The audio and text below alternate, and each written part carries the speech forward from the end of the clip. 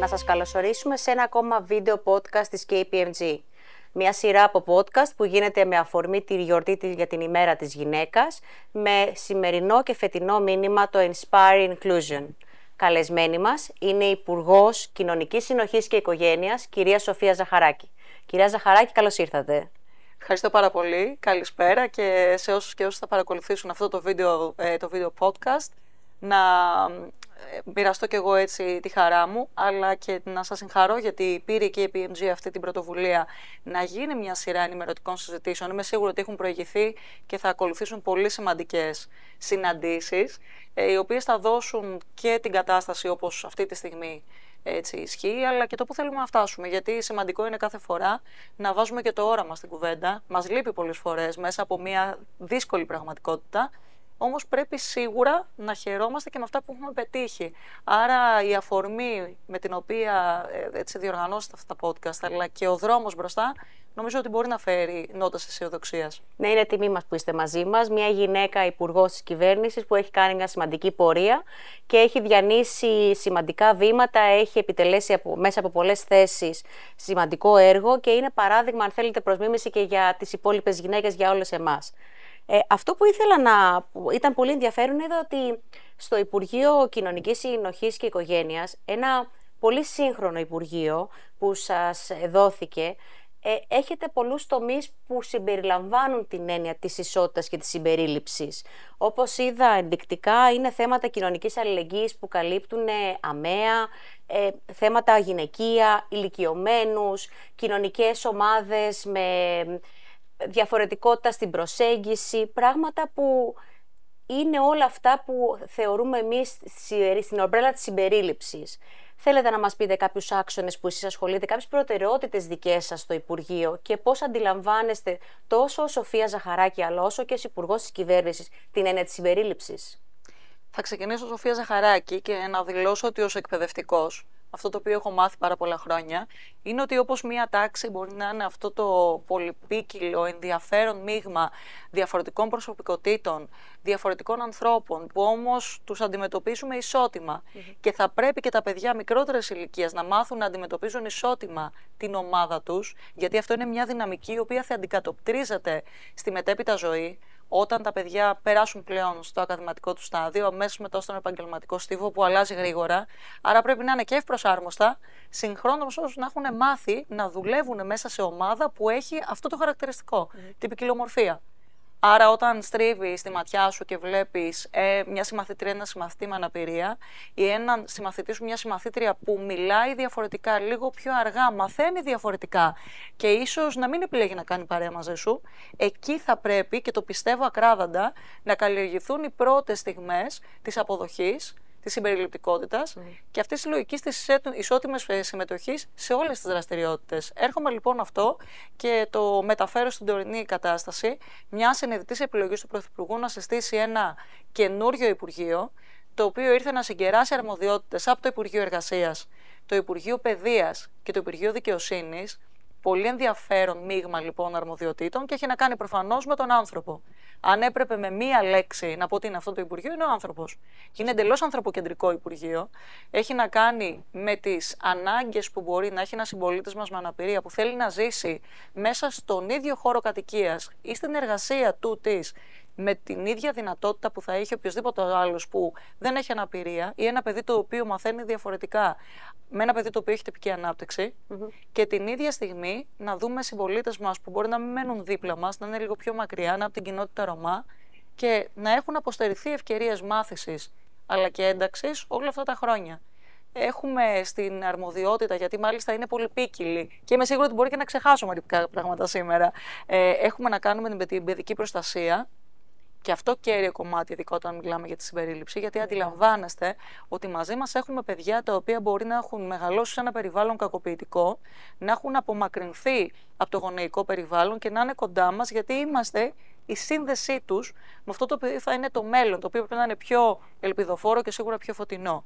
Νέοι συμπολίτες μας από τη ΛΟΑΤΚΙ κοινότητα, που μόλις πρόσφατα Είχαμε και μια σημαντική, νομίζω, συνεισφορά ως Υπουργείο στο νομοσχέδιο, το οποίο εν τέλει προωθήθηκε και υποστηρίχθηκε στη Βουλή από τον κύριο Σκέρτσο, τον Υπουργό Επικρατείας, και συνάμα πάρα πολλά προγράμματα τα οποία έχουν να κάνουν με την νεολαία, καθώς έχουμε την αρμοδιότητα της νεολαίας, με την ενδυνάμωση της γυναίκας, με την έτσι περαιτέρω και μεγαλύτερη συμμετοχή των συμπολιτών μας με αναπηρία στην αγορά εργασίας. Η χώρα μας δυστυχώς έχει το χαμηλότερο μέσο όρο συμμετοχής των συμπολιτών μας με αναπηρία στην αγορά εργασίας. Καθώς επίσης έχουμε και τα θέματα του δημογραφικού, ζητήματα τα οποία ξέρω ότι και εδώ στην KPMG πραγματεύεστε, όπως και το κομμάτι της πολιτικής για τη στέγαση. Όλα λοιπόν τα οποία μπορεί να μας υποκινούν, να μας πειρακινούν ή να μας αποτρέπουν από το να σκεφτόμαστε το μέλλον μας εδώ, σε αυτή τη χώρα. Άρα αντιλαμβάνεστε ότι έχουμε πράγματι πολλά και πράγματα αριθμιστικά και σίγουρα χρηματοδοτικά εργαλεία, αλλά και πολλές προτεραιότητες. Είδα μάλιστα ότι κάνετε μια δράση και για υποστήριξη στις εργαζόμενες μητέρες, με το πρόγραμμα για τις νταντάδες της γειτονιάς, με προγράμματα που γίνεται για γυναίκες, όπως είπαμε, για τη βία. Είπατε πριν τον όρο της οικογένειας. Δώσετε μια άλλη ματιά στον όρο της οικογένειας που είχαμε όλοι μέχρι τώρα. Μπορείτε να βοηθήσετε και τις οικογένειες ομόφυλων ζευγαριών, τις μονογονεϊκές οικογένειες. Είναι μια άλλη οπτική που σίγουρα μπορείτε να μας δώσετε πολλά παραδείγματα από τις δράσεις που είτε έγιναν, είτε σκοπεύετε να γίνονται άμεσα, κυρίως στο κομμάτι τώρα, μια και με αφορμή την ημέρα της γυναίκας κάνουμε αυτά τα podcast, κυρίως για τις γυναίκες, αν υπάρχει κάποιο ιδιαίτερο πρόγραμμα, μια ιδιαίτερη δράση που σκοπεύετε να κάνετε. Να ξεκινήσω με το δεύτερο και να πάω μετά στο πρώτο, έτσι ώστε να μπορέσουμε λίγο να κωδικοποιήσουμε την πληροφορία. Για αρχή, δεν κατασκευάζει ένα Υπουργείο, μια κυβέρνηση, ένας πρωθυπουργός, μια κοινωνική πραγματικότητα. Υφίσταται. Είναι δίπλα μας η οικογένεια των ομόφυλων ζευγαριών, το οποίο έχει ένα παιδί που βρίσκεται σε μια σχολική πραγματικότητα ή μπορεί να έχει την καθημερινότητα και να αποστερείται τη δυνατότητα ενός από τους δύο γονείς να πάρει το παιδί από το σχολείο, πάρει τους βαθμούς, να πάει το παιδί σε μία, ακόμα και στο φροντιστήριο, σας λέω εγώ, που θα πρέπει να διευθετήσουμε ή να αναλύσουμε κάποια θέματα.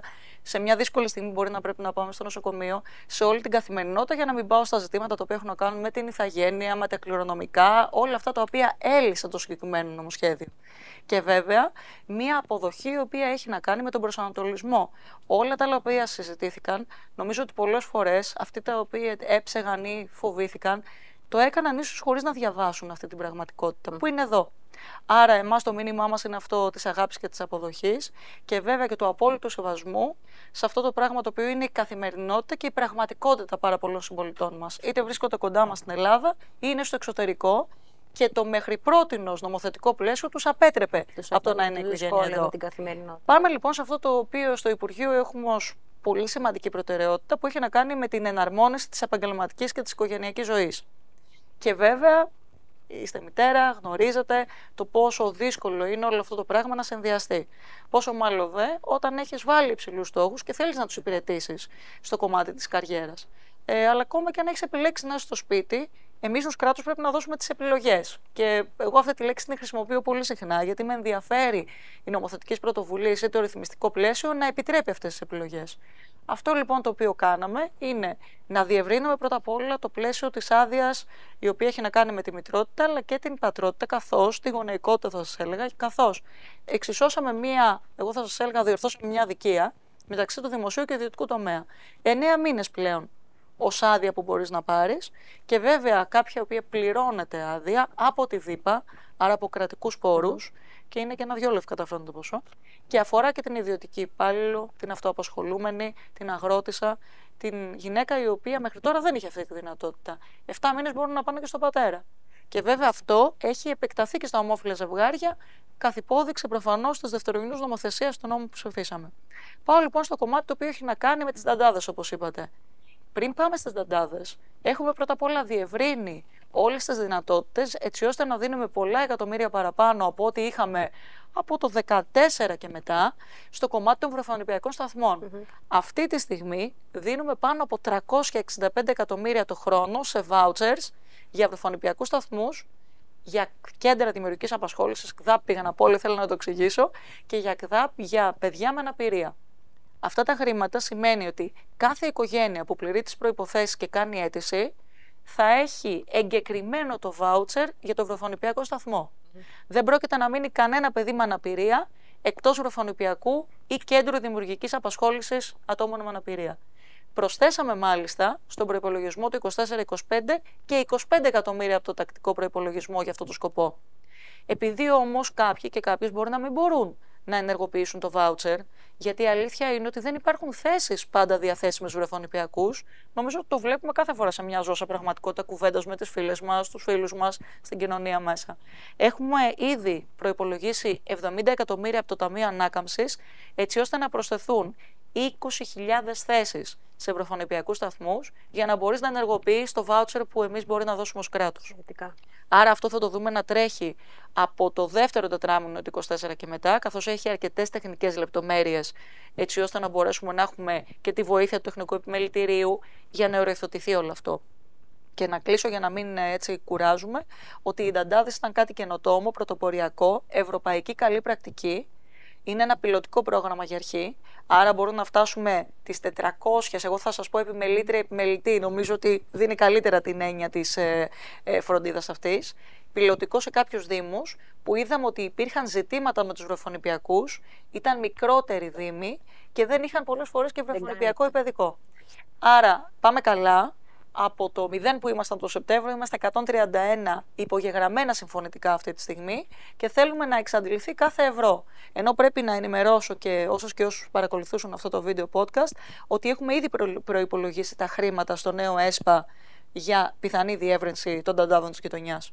Εξαιρετικές πρωτοβουλίες και είναι ο ορισμός αυτό που λέμε πρόσβαση στις ίσες ευκαιρίες και ίση μεταχείριση για όλους. Δεν ξεχωρίζουμε κανέναν, είτε μιλάμε για φυλετική διάκριση, είτε μιλάμε για σεξουαλική διάκριση, τίποτα. Ίση μεταχείριση ουσιαστικά σε όλους.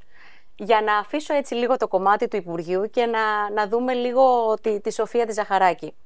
Θέλω να μου πείτε κι εσείς από τη δική σας πλευρά, όλα αυτά τα χρόνια που είστε στην πρώτη γραμμή, που είστε στην πολιτική, τις δυσκολίες, τα εμπόδια ή τις ευκαιρίες που μπορεί να σας δόθηκαν, για να μην λέμε μόνο τα αρνητικά στοιχεία, ως γυναίκα, ως νέα γυναίκα, για να βγείτε αυτό που λέμε μπροστά. Ποια ήταν η πορεία, ποια ήταν τα εμπόδια, ποιες ήταν οι ευκαιρίες που εσείς πήρατε, γιατί πολλές φορές μας δίνονται ευκαιρίες, αλλά πρέπει να τις πάρουμε κι εμείς για να τις εκμεταλλευτούμε με την καλή έννοια. Οπότε μιλήστε μας λίγο για τη δική σας πορεία. Για αρχή θα σας πάω στα χρόνια που δεν ήμουν στην πρώτη γραμμή. Θα πάω λίγο στα χρόνια που ήμουν στην εκπαίδευση, στη διοίκηση. Έχω υπάρξει υπάλληλος γραφείου, σε πρωτόκολλο. Έχω κάνει πάρα πολλές δουλειές στη δημόσια διοίκηση και στον ιδιωτικό τομέα. Αλλά τα περισσότερα χρόνια τα πέρασα σε ιδιωτικό σχολείο, ούσα εκπαιδευτικός στο μάθημα των Αγγλικών. Εκεί λοιπόν στην εκπαίδευση, εμείς δεν την νιώθουμε και πάρα πολύ, ξέρετε, την έλλειψη ισότητας, γιατί εκεί έχουμε την αντίστροφη ακριβώς κατάσταση. Είμαστε πάρα πολλές γυναίκες και κυρίως βλέπουμε δυστυχώς να μειώνεται αυτός ο αριθμός όταν πηγαίνουμε ανώτερα στην ιεραρχία, στην περιφερειακή διευθύντρια εκπαίδευσης. Αυτό το οποίο είναι το ανώτατο μπορείς να φτάσεις, μετά πηγαίνεις στο Υπουργείο και παίρνεις μια διευθυντική θέση. Άρα θα σας έλεγα όμως στην εκπαίδευση ότι είναι αρκετά καλά τα ποσοστά. Μετά στην πολιτική, δεν θα σας πω ψέμα ότι δεν είναι κάτι πάρα πολύ δύσκολο. Την ευκαιρία εμένα που μου έδωσε ο Κυριάκος Μητσοτάκης, χωρίς να με ξέρει, να το πω προκαταβολικά ότι εγώ δεν ήμουν εθελόντρια στο γραφείο του ή δεν είχα με κάποιο τρόπο έτσι γετνιάσει το γραφείο, γιατί είχα τη δουλειά μου, γιατί εγώ τους άλλους ήμουν στα σχολεία, στο Υπουργείο Παιδείας μέχρι πολύ καιρό. Ήταν μοναδική. Μάλιστα πήρε και ρίσκο. Γιατί το 2016 πρότεινε για εκπρόσωπο αναπληρώτρια εμένα και αναπληρωτή εκπρόσωπο τον Κώστα Κυρανάκη. Το λέω γιατί είναι και μια ανάμνηση. Πολύ νέοι άνθρωποι. Εγώ λίγο μεγαλύτερη του Κώστα, αλλά εντάξει, να τα λέμε όλα. Αλλά ήταν ρίσκο γιατί εγώ δεν είχα σταθεί ποτέ όπως τώρα βρίσκομαι απέναντι σε μια κάμερα και είχα και πάρα πολλά κενά ως προς την ενημέρωσή μου για πράγματα. Άρα ένα οριζόντιο νομίζω πράγμα που δεν διέπει έτσι και υπερβαίνει τα φύλλα έχει να κάνει με την συνεχή εκμάθηση, τη συνεχή μάθηση και τη συνεχή διάθεση βελτίωσης, που αυτή έρχεται μόνο μέσα από τη μελέτη. Να με ρωτήσετε και την παρατήρηση νομίζω των καλών πρακτικών γύρω μας. Στο παρελθόν και έχοντας υπάρξει μέλος έτσι, και της νεολαίας της Νέας Δημοκρατίας έτσι, και των φοιτητών, κυρίως των φοιτητών, έζησα κάποιες φορές τη διάκριση. Την έζησα γιατί σε ένα τραπέζι, και αυτό έχω πει ότι θα γράψω άρθρο μια μέρα, θα το πω η θέση στο τραπέζι. Σε αυτό το τραπέζι μπορεί να καθόμουν, που ήταν ένα τραπέζι λήψης απόφασης, αλλά πολλές φορές η φωνή μου είχε πολύ μικρότερη ισχύ, χαμηλότερη ισχή, δεν είχε τόσο αντεσιμπέλ. Όχι γιατί δεν μιλάω δυνατά, ως εκπαιδευτικός μιλάω δυνατά, αλλά δεν εκλαμβανόταν ως μία πρόταση πιθανότητα, η οποία απαραίτητα θα γινόταν δεκτή. Νομίζω ότι διαρκεί παραπάνω αυτό το μονοπάτι της αποδοχής. Πολλές φορές και της αναγνώρισης. Οφείλω όμως να πω για τον Κυριάκο Μητσοτάκη ότι, επειδή τον έχω παρακολουθήσει στην καθημερινότητά του, δίνει πάρα πολλές ευκαιρίες και στο κομμάτι των γυναικών, και βέβαια αυτό το οποίο στη δική μου περίπτωση είναι μια διαρκής ευκαιρία στο να μπορώ να αποδείξω ή να μην αποδείξω πράγματα, με τις δύο θέσεις ως υφυπουργός και παιδείας για θέματα πρωτοβάθμιας, δευτεροβάθμιας ειδικής αγωγής και των σχολείων του εξωτερικού, αλλά και στο κομμάτι της φιλοξενίας, του τουρισμού, τον οποίο αγάπησα και πάρα πολύ, χωρίς να τον γνωρίζω μέσα από μια ακαδημαϊκή γνώση, και τώρα σε κάτι καινούριο, το οποίο μάλιστα και πολύ απαιτητικό. Άρα ανέθεσε σε μια γυναίκα ένα καινούριο Υπουργείο που, αντιλαμβάνεστε, έχει οργανωτικά, οργανωσιακά και βέβαια και ρυθμιστικά πολλές προκλήσεις. Δύσκολο το μονοπάτι λοιπόν, αν πρέπει να το ανακεφαλαιώσω. Κρατάει λίγο παραπάνω για τη γυναίκα, αλλά θεωρώ ότι ανοίγουμε δρόμους και είναι αισιόδοξο το μήνυμα το οποίο θέλω να δώσω σήμερα σε μια νέα κοπέλα που μπορεί να παρακολουθεί και να έχει μέσα της αυτή την επιθυμία, έτσι, να προτεραιοποιήσει την προσπάθειά της για την πολιτική. Και πέραν από την πολιτική, θεωρώ ότι το μήνυμα που πρέπει να πούμε σε μια νεότερη γυναίκα που μας παρακολουθεί είναι να μην παρατάει τα όνειρά της, να διεκδικεί αυτό που της αναλογεί, να μιλάει για αυτό που θέλει και να βγαίνει και εκείνη μπροστά, αποτάσσοντας ίσως κάποια στερεότυπα που στη δουλειά του καθενός μπορεί να υπάρχουν, να το βγάλει όλο αυτό και να δώσουμε έτσι ένα ελπιδοφόρο μήνυμα και στις νεότερες γυναίκες να βγουν λίγο πιο πολύ μπροστά. Εγώ να τους πω και κάτι άλλο. Να μην απεκδηθούν και τη γυναικεία φύση τους. Σαφώς. Γιατί πολλές φορές γίνεται ένα λάθος ότι στην πολιτική και σε συγκεκριμένα επαγγέλματα, τα οποία πρέπει να είσαι λίγο πιο σκληρή, λίγο πιο αμήλικτη, μπορεί λιγότερο χαμογελαστή, θεωρώ ότι είναι λάθος. Φέρεις και εισφέρεις σε κάθε οργανισμό το ξεχωριστό σου ούτως ή άλλως ταλέντο. Μια δέσμη δεξιοτήτων, ένα έτσι εσωτερικό και εξωτερικό, λεκτικό και εξωλεκτικό πλούτο, που νομίζω είναι πάρα πολύ ξεχωριστός.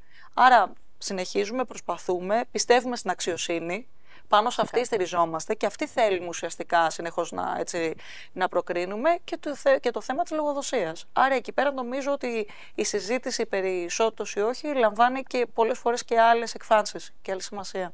Είπατε προηγουμένως για το πρόγραμμα φιλοξενία που κάνατε ως υφυπουργός τουρισμού.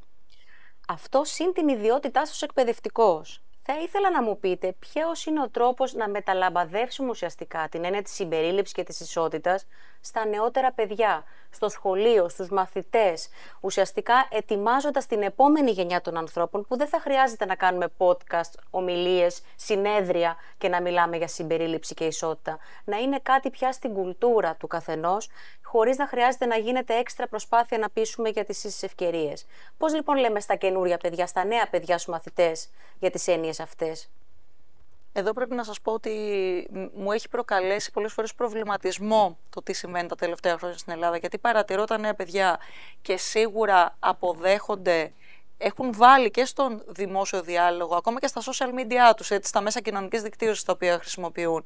Είναι πάρα πολύ, θα έλεγα, ηχηρά πολλές φορές τον τρόπο που λένε ότι σε αποδέχομαι ακριβώς όπως είσαι, αλλά από την άλλη με προβλημάτισε πάρα πολύ αυτό που έγινε στη Θεσσαλονίκη, με την ομοφοβική επίθεση.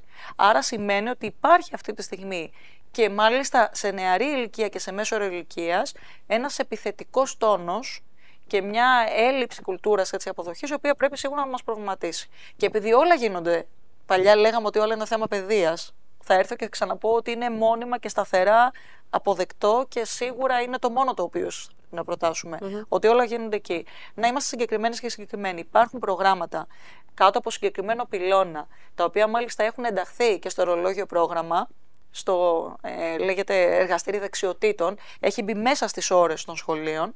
Δεν είναι λοιπόν ένα πρόγραμμα το οποίο είναι προαιρετικό, γίνεται εκτός ωραρίου, και μπορεί η δασκάλα ή ο δάσκαλος να επιλέξουν μαθήματα που έχουν να κάνουν με τον αλληλοσεβασμό, την αλληλοκατανόηση, την αποδοχή, όλα αυτά τα οποία δηλαδή θα βοηθήσουν τα παιδιά ουσιαστικά τι να κάνουν, να αναπτύξουν υγιείς σχέσεις. Τι θέλουμε αυτή τη στιγμή? Θέλουμε υγεία στις σχέσεις των παιδιών. να αντιλαμβάνεσαι ότι μπορείς να δουλέψεις με όλη την ομάδα. Σίγουρα δεν θα είναι η ιδανική σου κατάσταση, γιατί στη δουλειά είναι.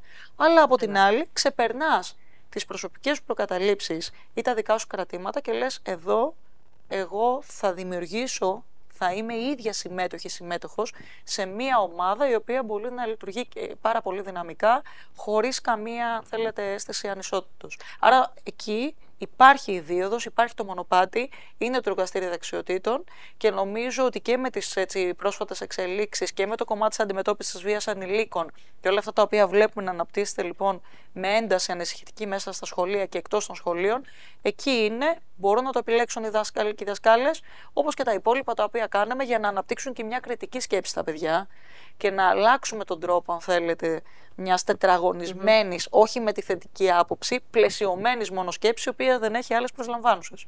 Υπουργέ μου, για να ανακεφαλαιώσουμε ουσιαστικά το θέμα της συμπερίληψης και των ίσων ευκαιριών, είναι θέματα που γίνονται μέσω της πολιτείας, της παιδείας και της οικογένειας. Άρα όλοι οι τρεις αυτοί παράγοντες είναι αυτά ουσιαστικά που οδηγούν σε μια καλύτερη μεταχείριση όλων των ανθρώπων και την παροχή ίσων ευκαιριών.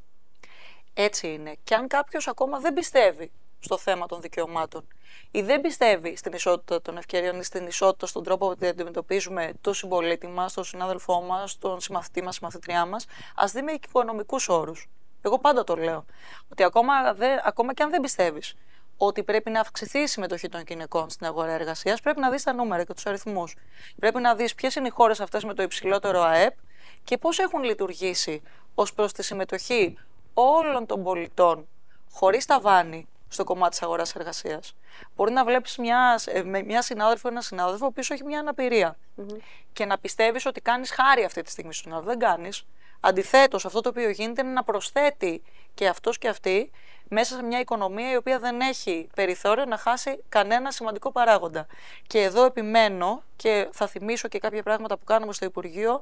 Πρωτοποριακά θα έχουμε ένα πρόγραμμα για τη συμμετοχή ατόμων στο φάσμα του αυτισμού, ένα πιλωτικό πρόγραμμα για 200 άτομα, τα οποία μαζί με μέντορα και μαζί με μελέτη για το είδος εργασίας το οποίο μπορούν να τελεσφορήσει καλύτερα η παρουσία τους εκεί, με συμμετοχή του ίδιου του αναπηρικού κινήματος, να καταλήξουμε με χρήματα του Ταμείου Ανάκαμψης μέχρι το τέλος του 2025 να έχουν πάει αυτά τα 200 άτομα στην εργασία και να έχουν πραγματικά με χρηματοδότηση του Ταμείου Ανάκαμψης επίσης ενταχθεί, νομίζω, με έναν τρόπο, θα έλεγα, αρμονικό και αυτό ελπίζω.